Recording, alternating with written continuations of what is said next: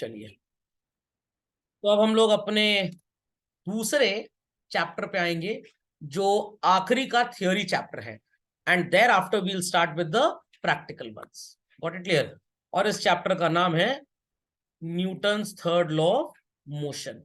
अब बच्चे कहेंगे sir Newton's third law of motion कहां से चला है इसके अंदर? इसके अंदर नहीं चलाया, इसी के साथ साथ चलेगा। तो अगर मैं बच्चों से पूछूं what is Newton's third law of motion, तो सारे बच्चे जवाब देंगे मेरे को। क्या है? ईच एंड एवरी एक्शन और to every action there is equal and opposite reaction. ये शिप पे भी काम करेगा, ये सो कॉल्ड आपका काम करेगा कार पे भी, आपकी एक्टिवा पे भी, हर जगह काम करेगा। यस और नो चिल्ड्रन? हर जगह काम करेगा। तो बच्चों अब आपको चीज ये पढ़नी है कि जब ये कॉम्पोजिशन आपने पढ़ा बेसिक टर्म्स का, तो पीपल अंडरस्टूड कि बेसिक टर्म्स क्या होते हैं। एवरीबडी अंडरस्टूड कि भाई अकाउंटेंसी में शब्द क्या यूज होते हैं। अब आप पढ़ेंगे मेजर इंपॉर्टेंट चीज, अकाउंटेंसी किसे बोलते हैं, what is accounting and what is book keeping, followed by Newton के प्रिंसिपल के जैसे अकाउंटेंसी में लगभग 16 प्रिंसिपल्स आपको मिलेंगे। कितने? क्योंकि एवरी नाउ एंड देन आपके दिमाग में एक चक्र चलेगा। क्या चक्र चलेगा? ऐसा क्यों है, मैं ऐसा क्यों हूं, आप ऐसे क्यों हैं। तो आपके वाई के साथ चाय तो नहीं मिलेगी, क्या मिलेंगे? आंसर्स मिलेंगे। और उन सारे आंसर्स के लिए आपको पढ़ने पड़ेंगे accounting concepts and conventions. But prior to that we need to study कि इन तीन शब्दों का मतलब क्या होता है। People ready with this? पक्का? इन सारी स्पेलिंग्स में सबसे बड़ी स्पेलिंग आपको किसकी नजर आती है? Book keeping. वो कहावत सुनिए ना, जो इंसान बोलता बहुत उसको आता कुछ नहीं है। तो बुक कीपिंग की स्पेलिंग सबसे बड़ी है, बट काम यही सबसे घटिया है। तो सिंपल भाषा में मैं आपको समझाता हूं। आप बैंक गए, पापा ने आपको पैसे दिए थे 5-10 हजार to deposit in the account. आपने क्लर्क को पैसे दे दिए और क्लर्क ने नोटिंग कर ली और आपके अकाउंट में पैसा डिपॉजिट कर दिया। कहानी सुनाई पड़ी? कहानी सुनाई पड़ी सबको? पक्का? मैंने भी बैंक विजिट किया आपके साथ, 10,000 रुपए मैंने घर से लिए और बैंक को जाके दे दिए। बट आपके और मेरे डिपॉजिट में फर्क था। आपने पापा के अकाउंट में मनी डिपॉजिट किया, पापा के अकाउंट में मनी डिपॉजिट किया। तो दिस इज योर मनी और बैंक्स मनी, ये आपका पैसा है। तो अल्टीमेटली आपकी असेट बढ़ गई। मैंने बैंक से लोन लिया था बहुत साल पहले, और आज मैं बैंक का लोन का पैसा वापस देने जा रहा हूं। तो लोन लेना चिल्ड्रन इज व्हाट? लाइबिलिटी। तो जब मैं बैंक को लोन का पैसा वापस करूंगा, what is going to happen? मेरी लाइबिलिटी जो है वो थोड़ी सी कम हो जाएगी। बट आपने जब मनी डिपॉजिट किया तो आपकी लाइबिलिटी नहीं कम हुई, आपकी एसेट बढ़ गई। तो यहां पे deposit as well as bank का लोन का पेमेंट, दोनों केसेस में मनी कस्टमर से बैंक के पास ही जा रहा है। बट क्या दोनों पैसे का ऑब्जेक्टिव सेम था चिल्ड्रन? नो। आप अपने रिलेटिव को एयरपोर्ट छोड़ने गए, their objective was to travel. But क्या आपका ऑब्जेक्टिव भी ट्रैवल का था? आपका ऑब्जेक्टिव सिर्फ इतना था कि वापस घर लौट के ना चले आए, इसलिए एयरपोर्ट तक छोड़ने गए, प्लेन के अंदर बैठा के आए हैं, सीट बेल्ट भी बांध के आ गए हैं, थोड़ी फेविक्विक भी चिपका दी थी आपने। अंडरस्टैंडिंग और नॉट? पक्का? तो ऑब्जेक्टिव जिस चीज का जैसा होगा, लिखा पढ़ी will be done in that manner. इसके लिए अकल चाहिए। Do people agree with this? All that glitters is gold children? नहीं सर, कभी कभी वो 25 रुपए की ग्लिटरिंग ग्लू भी होती है। तो हर चमकती हुई चीज सोना नहीं होती। तो आप हाईवे पे ट्रैवल कर रहे थे और काफी दूर आपको थोड़ा सा सरफेस नजर आ रहा है कि वहां पानी है, रियलिटी में वहां पहुंचे तो पानी नहीं था। What is this? इसको क्या बोलते हैं? नहीं, ये है तो ऑप्टिकल इल्यूजन, बट इसको एक फॉर्मेशन बोलते हैं, एम से स्टार्ट होता है वर्ड, मिराज फॉर्मेशन बेसिकली। तो मिराज फॉर्मेशन देखने में पानी लगता है बट है नहीं, बट है नहीं। तो मिराज फॉर्मेशन लग रहा है कि दूर से पानी है, बट लाइट के रिफ्रैक्शन की वजह से वैसी इमेज बन जाती है। तो ये जब साइंटिस्ट ने, फिजिसिस्ट ने डिस्कवर किया तो लोगों को समझ में आने लग गया। समझ में आ गई बात? तो ब्रेन यूज हुआ है। क्या यूज हुआ है?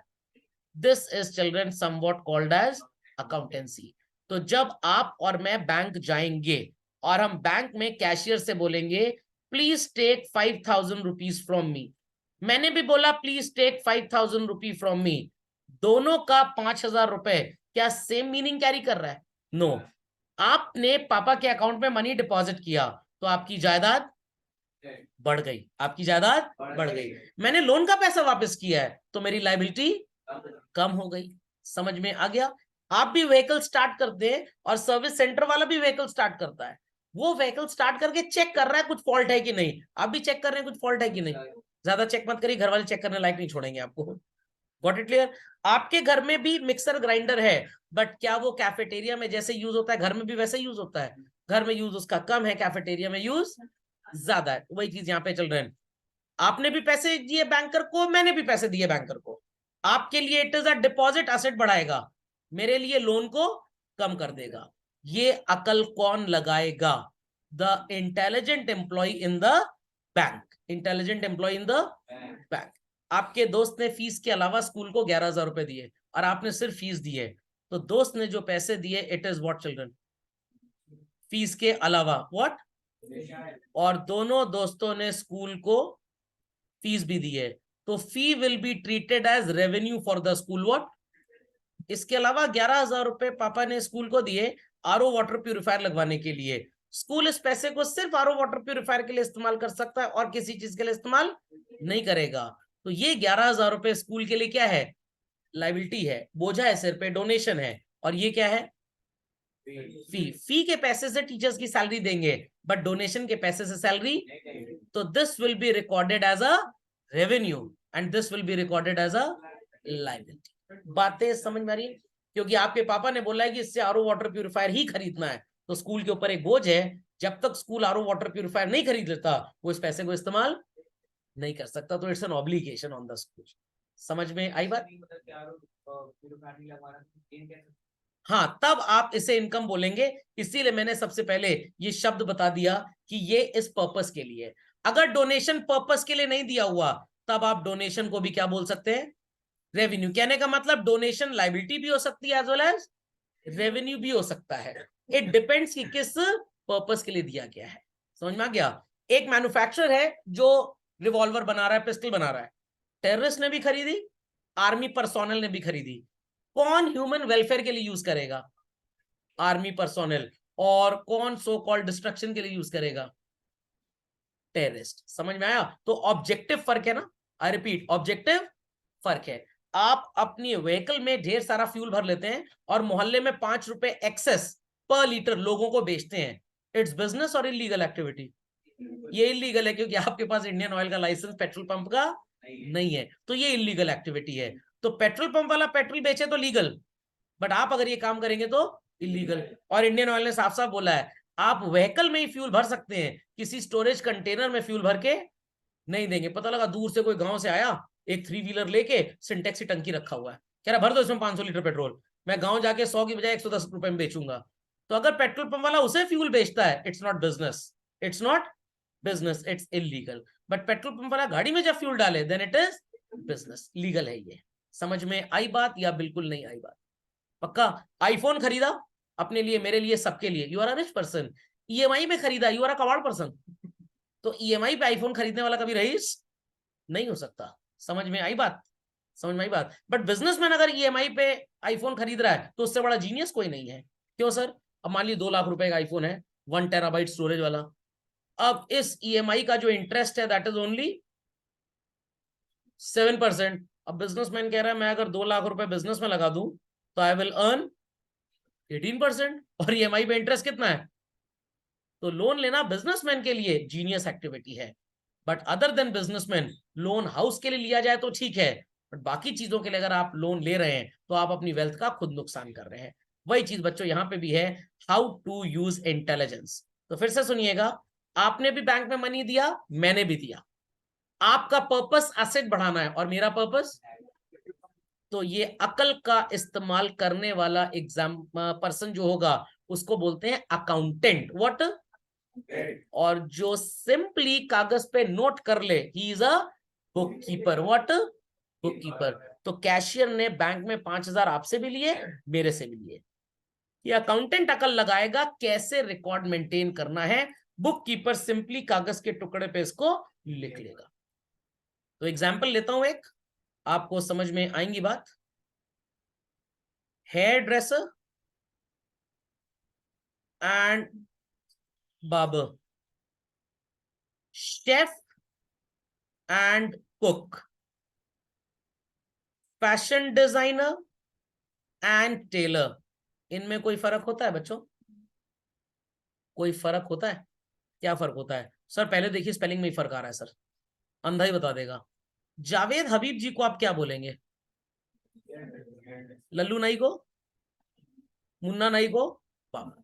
तो भाई बार बार बाल काट देगा जैसे आप बोलेंगे, जैसे आप बोलेंगे। अगर आपने बोला मेरा दीदी से कंपटीशन है घर में, बस खच खच कैंची छुआ घर भेज देगा आपको। समझ में आया? तो बाबर का काम है सिर्फ बाल काटना। आपके ऊपर कैसी स्टाइल अच्छी लगेगी, who is going to think of this? Hairdresser. तो हर नाई हेयर ड्रेसर नहीं होता, और जो आज पहले दिन बाल काट रहा है वो तो हो ही नहीं सकता। हाँ, कुछ नाई ऐसे होते हैं 15-20 साल से बाल काट रहे हैं, तो वो भी धीरे धीरे हेयर ड्रेसर बन गए। जावेद हबीब भी पहले दिन तो भाई नाई ही रहे होंगे, स्टार्टिंग में डे बनाए थे मेरे बाल काटने, मैंने नहीं आपसे बाल नहीं कटवाने मेरे को, बट एक्सपीरियंस हो गया, थोड़ी पढ़ाई लिखाई भी कर ली, तो he becomes what? Hairdresser. Dish की न्यूट्रिशनल वैल्यू क्या होगी? किस टाइम पे कौन सा खाना खाया जाता है? लॉजिक समझ में आया कि नहीं? अब दिन में आपने अपने घर में लोगों को लंच पे बुलाया, बटर पनीर मसाला था, दाल थी, सैलेड, अचार, चटनी, पापड़, मैगी भी थी साथ में। Does it makes any sense? Idiot number 1 है आपका शेफ अगर ये काम कर रहा है। ये काम कौन करता है? कुक करता है। समझ में आ गई बात? समझ में आ गई बात? घर में किसी को डिनर बुला और परवल आलू की सब्जी खिला रहे हैं, अरे ये बड़ा न्यूट्रिशियस है, मूंग की दाल खिला रहे हैं, कहेगा वहां लिफाफा वापस लाओ जो लिया है। तो सो कॉल्ड खाना कैसा बनेगा, डिश कैसी होगी, कहां पे सर्व हो रहा है, ये सारी बातों का ध्यान कौन रखेगा? शेफ। कौन सा कपड़ा आपके शरीर पे सूट करेगा, ये काम फैशन डिजाइनर का है। Tailor only knows how to stitch that. Sir हमारी मम्मी तो जिस टेलर के पास जाती है ना, वो सर डिजाइनिंग बहुत बढ़िया कर लेता है। वो कहने को टेलर है, अकल उसके पास फैशन डिजाइनर की है। और जरूरी नहीं है एनआईएफटीज पढ़ के आएंगे तभी फैशन डिजाइनर बनेंगे। कुछ लोगों के अंदर इंस्टिंक्ट भी होता है। जैसे आपकी मम्मी बहुत बढ़िया खाना बनाती है, क्या जरूरी है उन्होंने कहीं होटल मैनेजमेंट इंस्टीट्यूट से कुकिंग सीखी है? नो। नानी माँ का आशीर्वाद, दादी माँ का प्रकोप, समझ गए आप बातों को, उन्होंने मम्मी को ऑटोमेटिकली वर्ल्ड का बेस्ट कुक बना दिया। समझ में आई बात? तो जब मेरी शादी हुई थी, my wife came from a non vegetarian family, even eggetarian भी नहीं थे, but my mother knew how to cook non vegetarian food very well. तो she doesn't eat that as such today even, but उसे बनाना बहुत बढ़िया आता है। तो she became again a fashion designer by experience and practice. Day 1 teacher पढ़ाना start करता है, उसको नहीं समझ में आता क्या पढ़ाना है, बट धीरे धीरे पढ़ाते पढ़ाते, झटके खाते खाते, बच्चों के सवाल बैटिंग बॉलिंग करते करते, वो एक ट्यूटर से बहुत अच्छा टीचर बन जाता है। समझ में आ गई बात? तो accountant is a fashion designer, is a chef, is a hairdresser, and bookkeeper is a tailor, cook। Sir समझ गए सर, बुक कीपर की औकात कम है सर, और अकाउंटेंट की बहुत ज्यादा है। आप उतना ही काम करते हैं जितना पापा मम्मी आपको बोलते थे क्लास 4th तक, जाओ ब्रेड ले आओ, ये ले आओ, वो ले आओ, बट आपको नेगोशिएट करने की अकल नहीं थी। अब धीरे धीरे आपके अंदर अकल, तो पहले you were a book keeper, now you are an खलीफा बन गए थोड़े से आप। बात समझ में आई कि नहीं आई? कंफर्म? तो सिंपली बिजनेस एक्टिविटीज का रिकॉर्ड मेंटेन करना डिजिटली कंप्यूटर पे या कागज के ऊपर पेन से is known as what children? But how to record it, how to analyse it, how to interpret it, it is known as accounting. आपने अपने स्कूल में देखा होगा टीचर आंसर कॉपी चेक करते हैं, किसी भी बच्चे को बोलते हैं कि तुम टोटल कर लो, क्योंकि टोटल करने में कोई बहुत बड़ी रॉकेट साइंस नहीं है, तो बच्चा क्या कर रहा है? सर दूसरे की बैट बजाने की तैयारी, वो बुक कीपिंग कर रहा है। और टीचर ने जो काम किया वो उसी लेवल का कोई टीचर कर पाएगा, बच्चा नहीं कर पाएगा। It is what? अकाउंटिंग। तो दोनों में से कौन सा प्रोसेस थोड़ा इंटेलेक्चुअल इंटेलिजेंट लग रहा है आपको? अकाउंटिंग। और कौन सा थोड़ा बैल बुद्धि टाइप आदमी भी कर लेगा? Book keeping. समझ में आया? कभी मम्मी घर में रिस्क लेती है आपसे बोल के खाना बनाओ चलो आज? नो नो नो, तो इट इज अकाउंटिंग। हाँ, आपको कैसरोल दे देंगे, या बोलेंगे कुकर से कैसरोल में सब्जी दाल पलट के टेबल में लगा दो, तुम इसी लायक हो बस। ये वर्ड वो बोलती नहीं है, बट उनके मन में चलता रहता है। तो you are acting as what?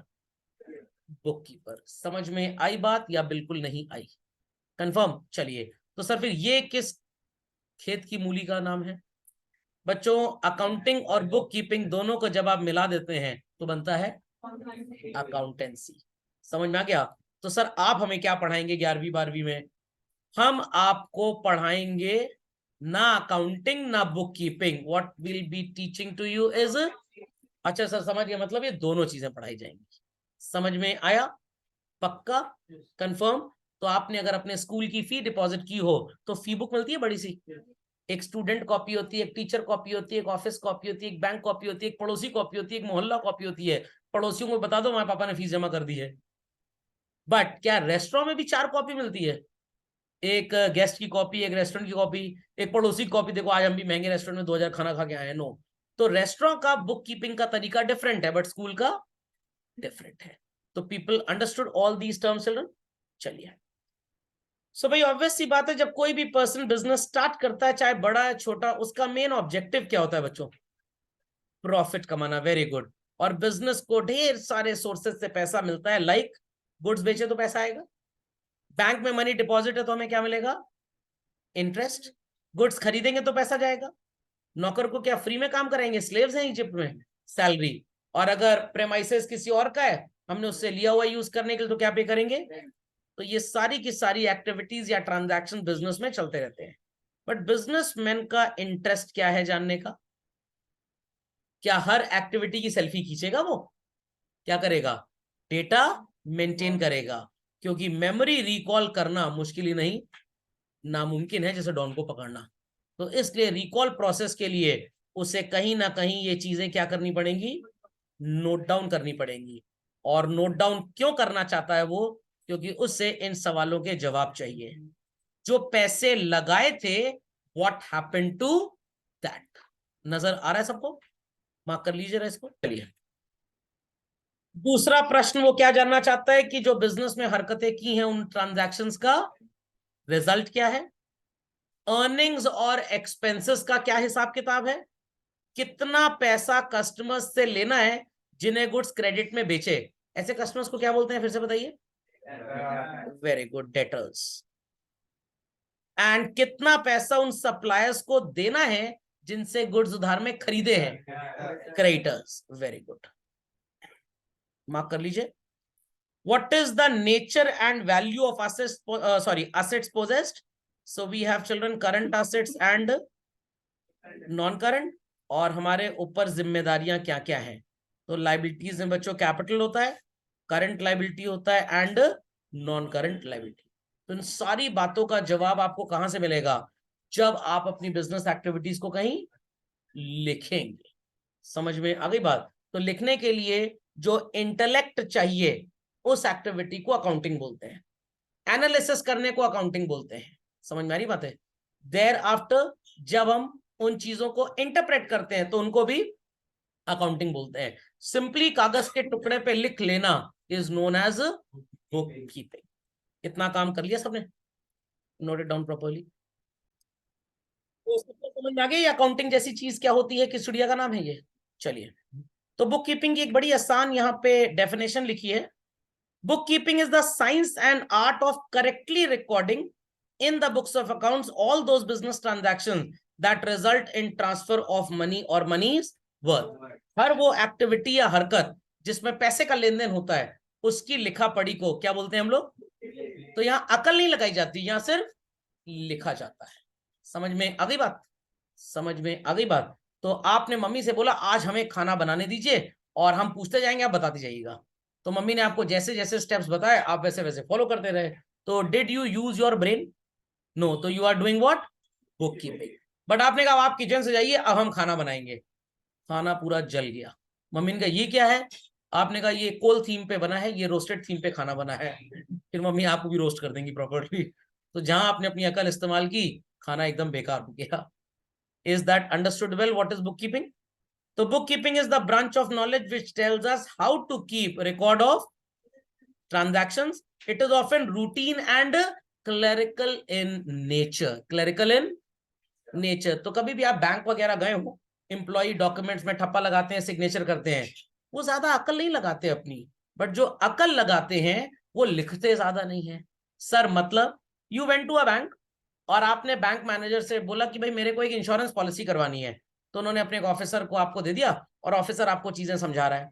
जब ऑफिसर को लग रहा है कि आप दाएं बाएं भाग रहे हो और पॉलिसी नहीं लेंगे, प्रीमियम नहीं देंगे, तो उसका नुकसान हो जाएगा, तो वो आपको किसी तरह से मोल्ड करेगा। ये क्या है? अकाउंटिंग। क्या है ये? मतलब I am just giving you a reference. अब ये नहीं कि एग्जाम में पूछा जाए व्हाट इज अकाउंटिंग, आप ये एग्जांपल लिख के चले हैं। उसके बाद जब आपकी डील फाइनलाइज हो गई, फिर आपका फॉर्म भरा जाएगा। अब फॉर्म भरने का काम तो कोई भी जूनियर एम्प्लॉय कर लेगा। उस पर आपकी फोटो लगाई जाएगी, आधार कार्ड लगेगा, सिग्नेचर होगा, वगैरह वगैरह। That is again called as what? Book keeping. बातें समझ में आ रही है? So it is important to note that only those transactions which are related to business and expressed in terms of money are recorded. दो employees आपस में लड़ाई कर बैठे ऑफिस में, क्या हम इसको भी रिकॉर्ड करेंगे? Absolutely not. जब एक दूसरे का सर फोड़ेंगे और अस्पताल में जमा कराना पड़ेगा उनको, मतलब एडमिट कराना पड़ेगा, वहां पे जो खर्चा आएगा that will be recorded, that will be recorded. But हाथापाई रिकॉर्ड नहीं होगी। क्यों नहीं रिकॉर्ड होगी? क्योंकि आप इसको मनी के टर्म्स में एक्सप्रेस नहीं कर सकते। तो एक कंटेंट यहां पे प्लीज लिख लीजिए, बड़ा इंपॉर्टेंट है। Non monetary activities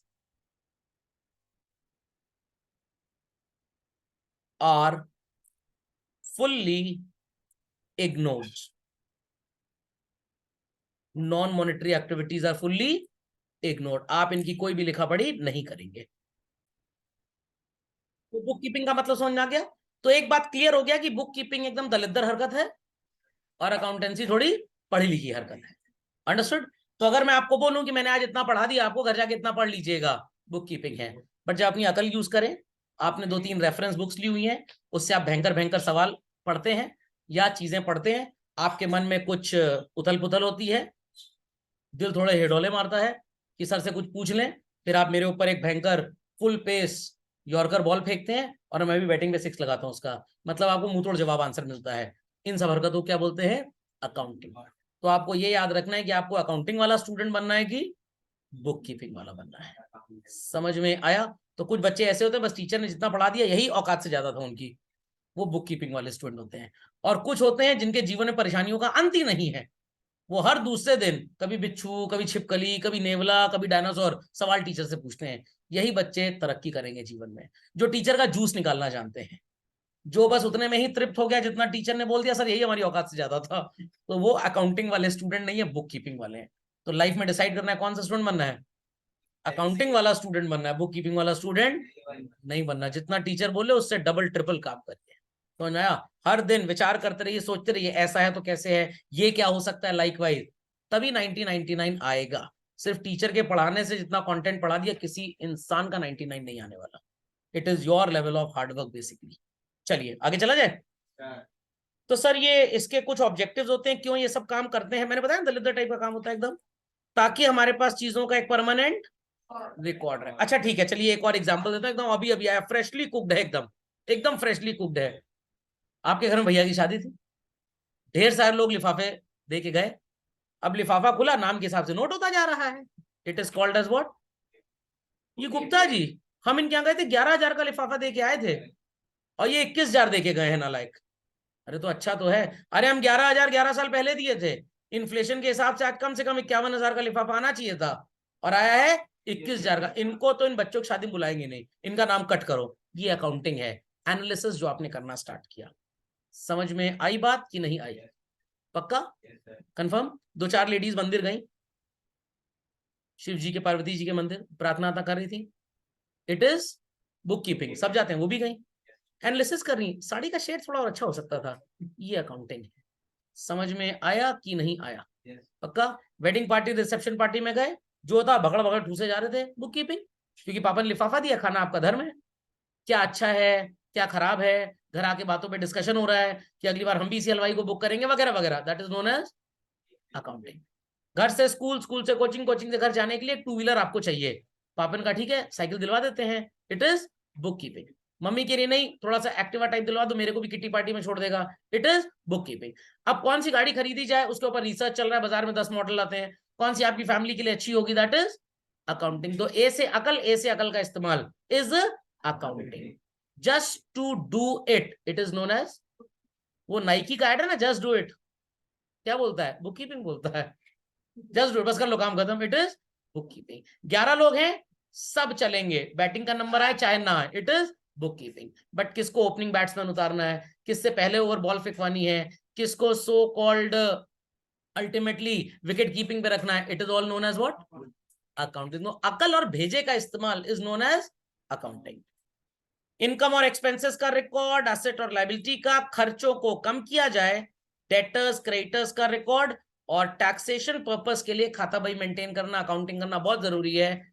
income tax act 1961 बोलता है हर वो पर्सन जो बिजनेसमैन है, हर वो पर्सन जो प्रोफेशनल है, सोनू निगम टाइप, जो पैसे के लेन देन का काम कर रहे हैं, जिनकी इनकम साल भर में 2.5 लाख रुपए से ऊपर है, उनको हिसाब किताब मेंटेन करना है। समझ में आया कि नहीं आया? पक्का? तो अभी हमने क्वेश्चन किया था ना थ्योरी वाला पिछले लेक्चर में, जहां पे मशीन बेची थी 5,000 की, तो लोगों ने बोला था कि वो क्या है, गेन है। बट ये गुड्स बेच के पैसा कमाया होता तो it would have been profit. खोपड़े में बात गई। तो प्रॉफिट और गेन अंग्रेजी की क्लास में तो एक ही होते हैं, बट अकाउंटिंग में उनके बीच में थोड़ा सा डिफरेंस है। What it clear? समझ में आ गया? पक्का? कंफर्म? नानी वहां के यहाँ 3 दिन का प्रोग्राम था, 15 दिन लगा के आए हैं। क्यों? सर लिफाफा ही नहीं दी तीसरे दिन, तो सोचा और रुक जाओ, रुक जाओ, रुक जाए। वो भी समझ गए नालायक जाएगा नहीं जब तक लिफाफा मिलेगा नहीं। तो 15 डे उन्होंने भी 11,000 का लिफाफा दे ही दिया कि 5100 सर को देना, बाकी तुम रख लेना। समझ में आया? तो आपके रुकने का लॉजिक क्या था? हाँ, नानी डेबिट और हम क्रेडिट, या नानी क्रेडिट और हम डेबिट। समझ में आ गई बात कि बिल्कुल नहीं आई? कंफर्म? क्योंकि जब ये थ्योरी के आंसर्स आते हैं 99% बच्चा गलती करता है। और कल को जब बच्चों आप प्रैक्टिकल पढ़ेंगे, एक एक चीज जो मैं थ्योरी में आज बोल रहा हूं, मैं सब आपको प्रैक्टिकल में दिखाऊंगा कि देखिए ये ऐसे वैसे है। फिर आपको पता लगेगा कि थ्योरी का इंपॉर्टेंस कितना है। इसलिए मैं आपको पका रहा हूं थ्योरी में थोड़ा सा। अंडरस्टूड और नॉट? पक्का? कंफर्म? चलिए, सो एडवांटेजेस क्या होते हैं? एक तो आपके पास रिकॉर्ड रहता है। आपने कस्टमर को 2 लाख का सामान बेचा और उसने 1,80,000 रुपीज आपको दे दिया। How much money is still due? कैसे पता? क्योंकि 2 लाख का रिकॉर्ड था। अगर आपके पास बच्चों 2 लाख का कोई रिकॉर्ड ही ना होता और वो आपको 180 दे गया, क्या आपके पास कोई ये डेटा होता कि कितने पैसे अभी लेने हैं उससे? नो। अगर आपके स्कूल में टीचर बताता है भाई आपके बच्चे की अटेंडेंस 88% है, कैसे उसको पता 88% है? वो मेंटेन कर रहे हैं अटेंडेंस कि भाई स्कूल खुला 22 दिन, आपको बच्चा 16-17 दिन आया, 18 दिन आया, वगैरह वगैरह, तो उसके हिसाब से ये परसेंटेज है। अंडरस्टैंडिंग? किसी बच्चे की अटेंडेंस है 2.8%, तो उसको प्रेम पत्र दिया जाएगा, उसके पेरेंट्स के साथ गेट टुगेदर होगा बिना चाय नाश्ते के, और घर जाके उसके पापा मम्मी एक बनेंगे रोनाल्डो, एक बनेंगे मेसी, और वो बनेगा कॉस्को की फुटबॉल। बाकी आप समझ सकते हैं। समझ में आ गई बात कि नहीं? तो भाई जब तक रिकॉर्ड नहीं है आपके पास, क्या आप एनालिसिस कर पाएंगे? Not at all, not at all. किसी पुरानी क्लास में अगर आपको याद हो, मैंने आपको बैलेंस शीट जैसा कुछ दिखाया था। अगर आपने स्कूल में एग्जाम दिया बट टीचर्स के पास आपके मार्क्स का रिकॉर्ड ही नहीं है, रिपोर्ट कार्ड बन पाएगा? नो। तो अगर बिजनेस एक्टिविटीज का रिकॉर्ड नहीं है, तो क्या आपका बिजनेस का रिपोर्ट कार्ड बना पाएंगे? नो। कैसे ये अंबानीज और अडानीज डिसाइड करते हैं हमारा बिजनेस बढ़िया है पुअर है? दे मेंटेन अ कंप्लीट रिकॉर्ड। अब अडानी जी ने एक 400 करोड़ का लैंड परचेज किया गुजरात में, जहां पे वो लगाने वाले हैं सोलर फार्म। सोलर प्लेट्स लगती है ना इलेक्ट्रिसिटी के लिए। तो ये जो लैंड उन्होंने बच्चों खरीदा, इट्स अ करंट असेट और नॉन करंट असेट? ये नॉन करंट है। बट वहां पे इन्होंने कुछ वायर्स यूज की हैं, इन्होंने कुछ सर्किट्स यूज किए हैं। क्या ये भी 25 साल चलेंगे? ये तो भाई शॉर्ट टर्म होता है। आपके घर में भी फ्यूज सर्किट होगा, खराब हो जाता होगा, महीने 2 महीने में मेल्ट हो गया हीटिंग वगैरह से। बट जो मीटर है क्या वो भी महीने 2 महीने में खराब हो जाता है? नो, वो तो भाई लॉन्ग टर्म चलता है। तो this is called as what?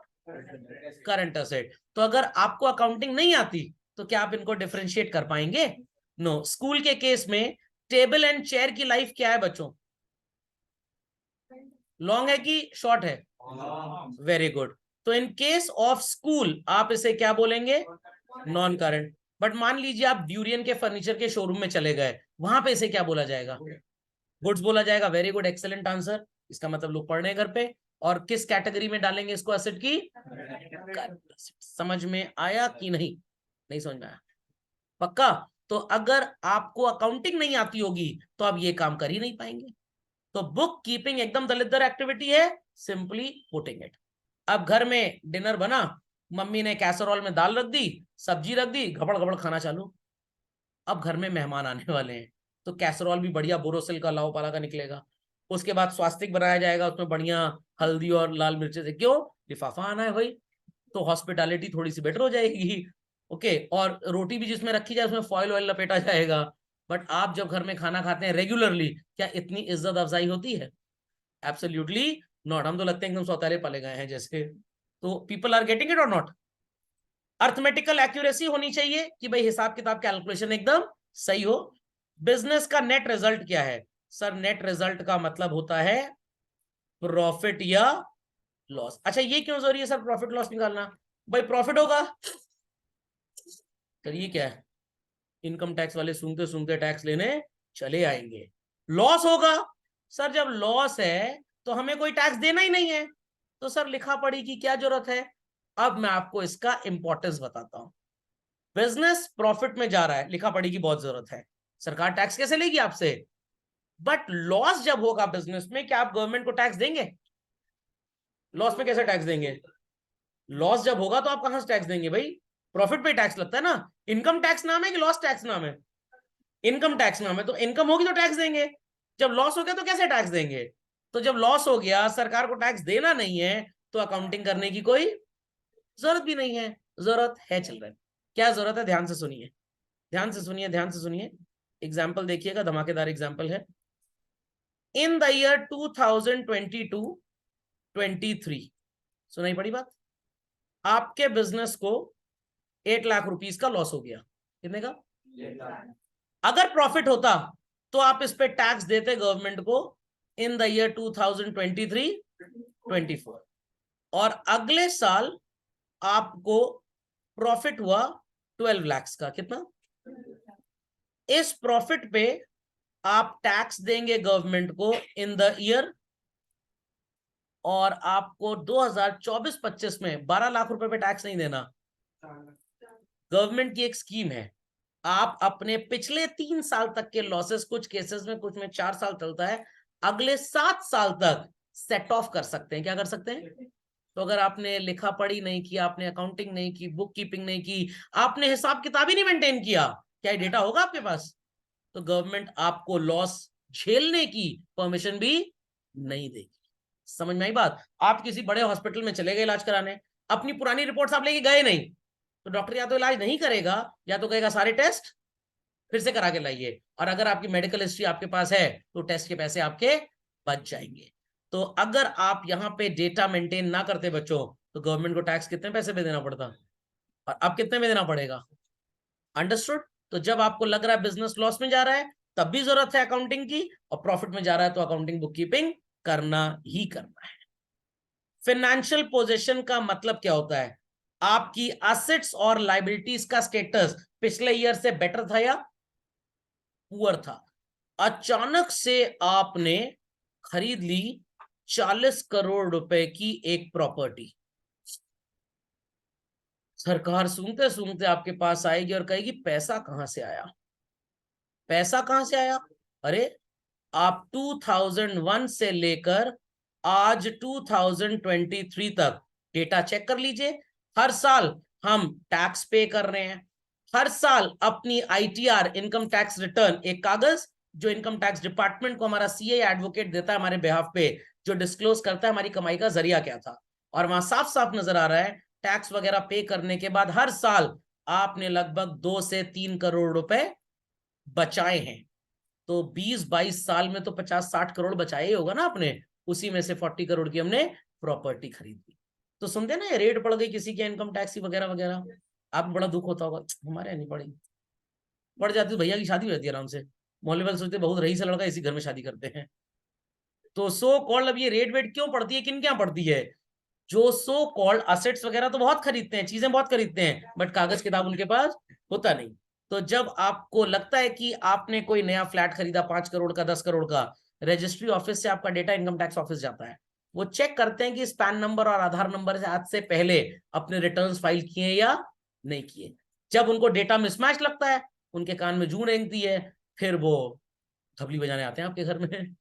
तो कागज हमेशा अपना ठीक रखिए, नहीं तो रहना खाना पीना तिहाड़ जेल, सेंट्रल जेल, वो कौन सी है पुणे में, अर्थर अर्थर रोड जेल, इन सब में फ्री रहेगा लोगों का।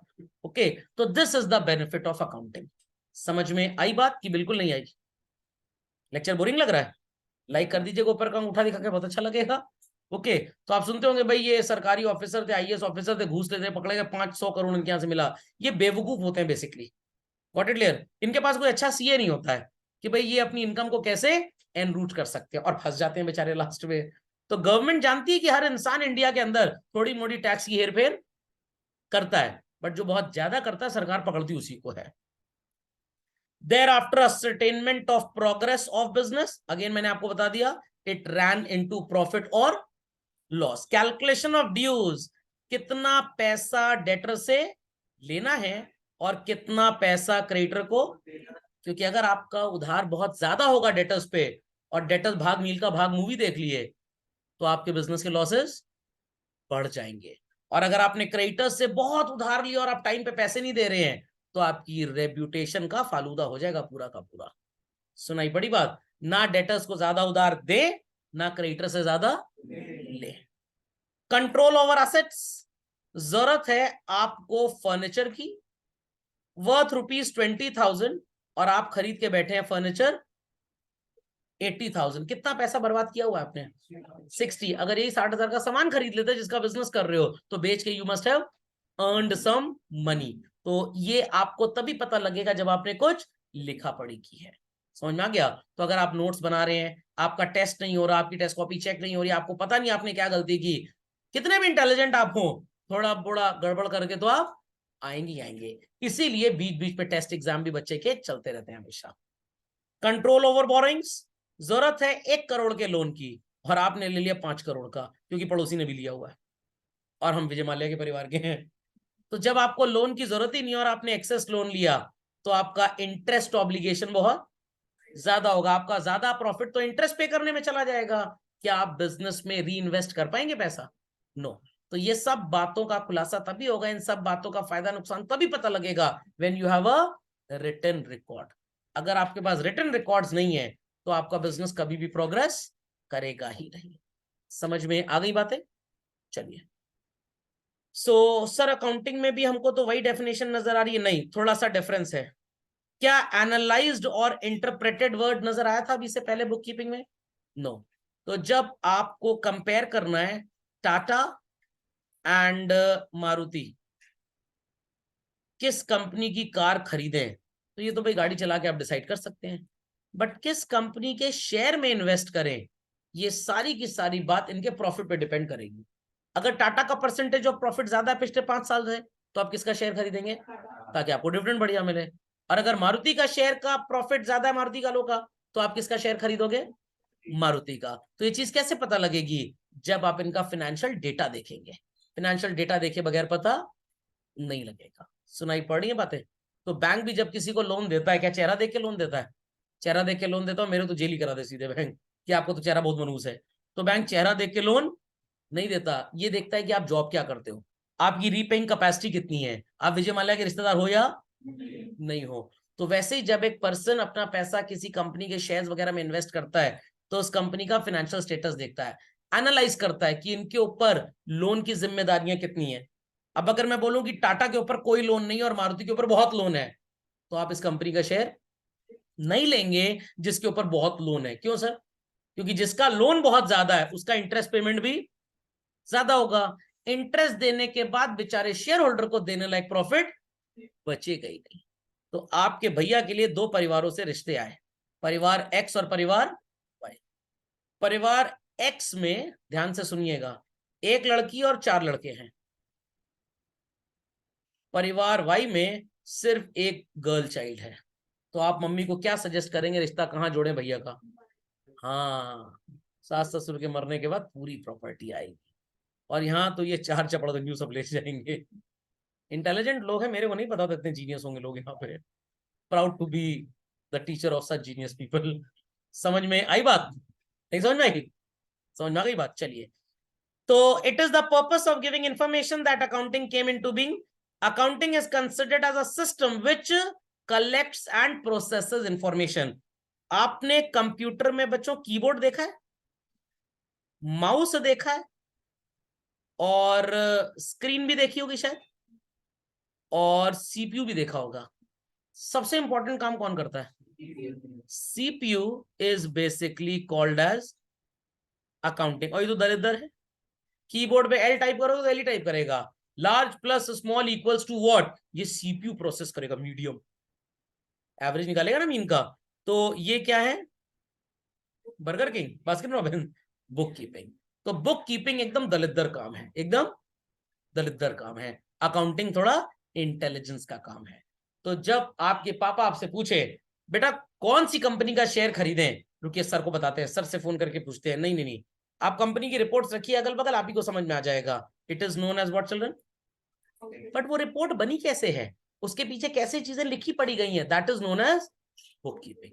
और दोनों को जब मिला देते हैं तो हरे कृष्णा हरे रामा नहीं होता, क्या होता है? अकाउंटेंसी होता है। फाइन। सो अमेरिकन अकाउंटिंग एसोसिएशन ने इसको डिफाइन किया हुआ है, process of identifying, measuring and communicating economic information. हमने जो डेटा रिकॉर्ड किया, डेटा को पब्लिक को कम्युनिकेट करेंगे कि भाई हम कितने अच्छे और कितने बुरे हैं, हम दूसरों से कितने बेटर हैं।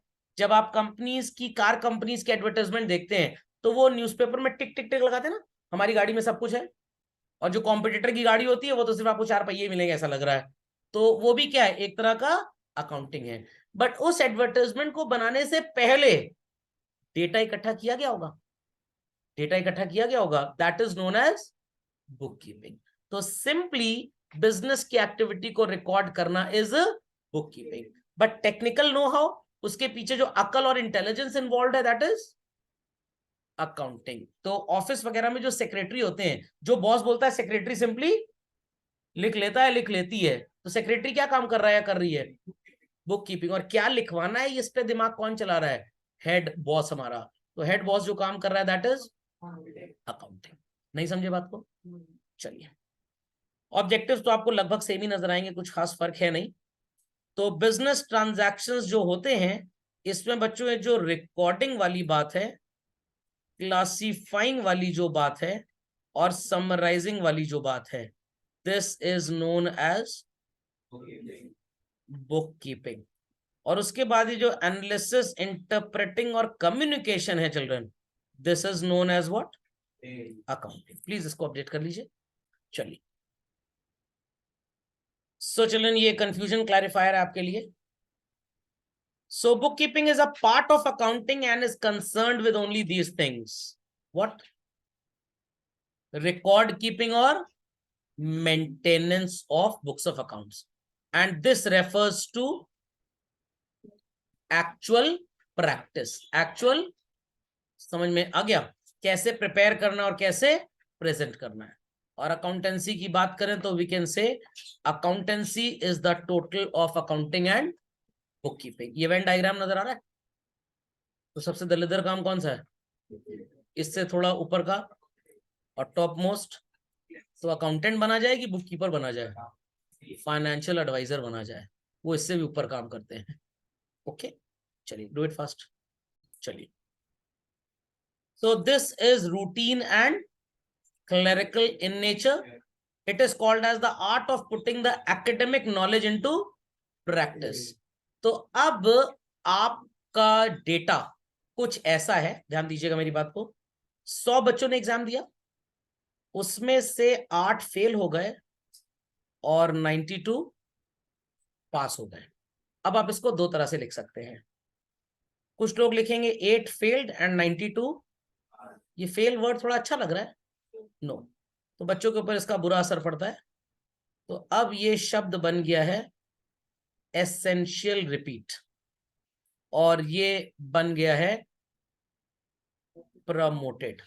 ये देखने में थोड़ा अच्छा लग रहा है। समझ में आई बात कि नहीं?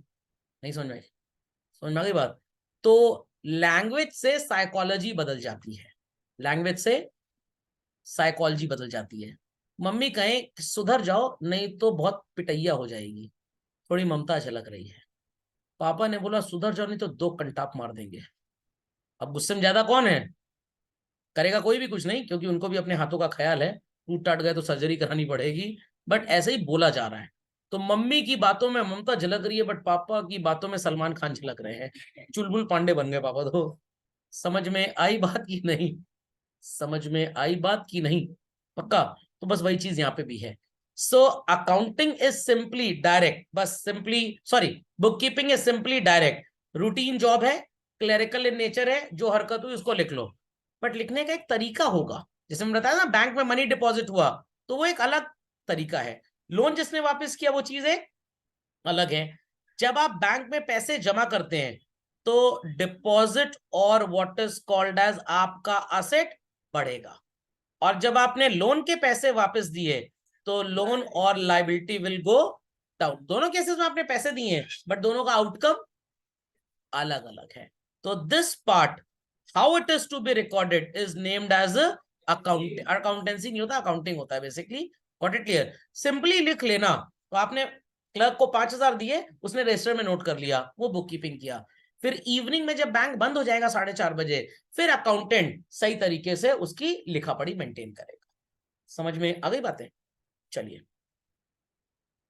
अगले लेक्चर में हम कंटिन्यू करेंगे चिल्ड्रन न्यूटन चाचू को, जो हमने इस लेक्चर के स्टार्टिंग में बात किया था, दैट इज अकाउंटिंग प्रिंसिपल्स, जिसको बोलते हैं जनरली एक्सेप्टेड अकाउंटिंग प्रिंसिपल्स। आपके हर वाई की चाय आपको यहां पे मिल जाएगी, हर जवाब ऐसा क्यों है सर, ये इन 16 प्रिंसिपल्स में आपको पढ़ने को मिलेगा। तो 10th क्लास में स्टूडेंट्स ने शायद बॉयल्स लॉ, चार्ल्स लॉ, ऐसा कुछ पढ़ा होगा, न्यूटन का लॉ ऑफ मोशन वगैरह भी पढ़ा होगा आपने। तो जैसे वहां पे लॉस थे वैसे यहाँ पे भी हैं, जिन्हें हम सिंपल भाषा में बोलते हैं अकाउंटिंग पोस्ट्यूलेट्स।